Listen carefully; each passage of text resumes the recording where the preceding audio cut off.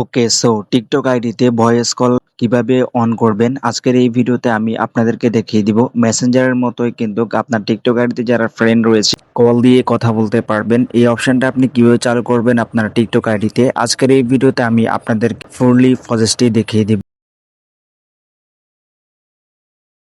তো প্রথমে আপনার ফোন থেকে যে প্লে স্টোর অ্যাপসটি রয়েছে এটা ওপেন করবেন। তারপর দেখতে পাচ্ছেন এখানে টিকটকের একটি আপডেট অপশন এসেছে। তো জাস্ট আপনি টিকটক অ্যাপসটি আপডেট করে নেবেন, না হলে কিন্তু আপনি এই অপশনটি পাবেন না। পরবর্তীতে আপনার ফোন থেকে টিকটক অ্যাপসটি ওপেন করে নেবেন। তারপর এখান থেকে প্রোফাইল অপশনে ক্লিক করবেন। তারপর এখান থেকে দেখতে পাচ্ছেন যে উপর থ্রি লাইন্স একটি অপশন রয়েছে, এটার উপর ক্লিক করবেন। তারপর এখান থেকে সেটিংস এন্ড প্রাইভেসি একটি অপশন রয়েছে, এটার উপর ক্লিক করবেন। তারপর এখান থেকে দেখতে পাচ্ছেন যে নোটিফিকেশন নামক একটি অপশন রয়েছে, আপনি নোটিফিকেশনের উপর ক্লিক করবেন। তারপর একটু স্ক্রল করে নিচের দিকে চলে আসবেন। আসার পর দেখতে পাবেন যে এই যে ভয়েস কল যে অপশনটি এটা কিন্তু চলে এসেছে।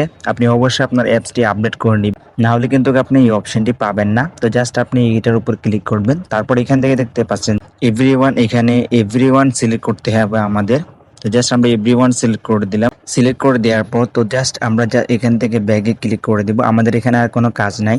তো জাস্ট আমরা এখান থেকে ইনবক্সে ক্লিক করব। তারপরে এখান থেকে যে কোনো একটা আইডি ওপেন করব। দেখতে পাচ্ছেন এখানে কিন্তু যে কলের যে অপশনটা রয়েছে এটা কিন্তু চলে এসেছে। আপনি চাইলে কিন্তু মেসেঞ্জারের মতো কিন্তু এখন টিকটক আইডিতে আপনার ফ্রেন্ডদেরকে কল দিতে পারবেন।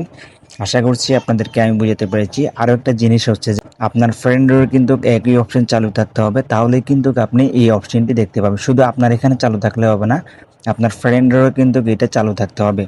আশা করছি আপনাদেরকে আমি বুঝাতে পেরেছি। তো এরকম ইন্টারেস্টিং ভিডিও পেতে আমাদের চ্যানেলটি সাবস্ক্রাইব করতে ভুলবেন। দেখা হচ্ছে পরবর্তী কোনো ভিডিওতে। ততক্ষণ পর্যন্ত ভালো থাকুন, সুস্থ থাকুন। আল্লাহ হাফেজ।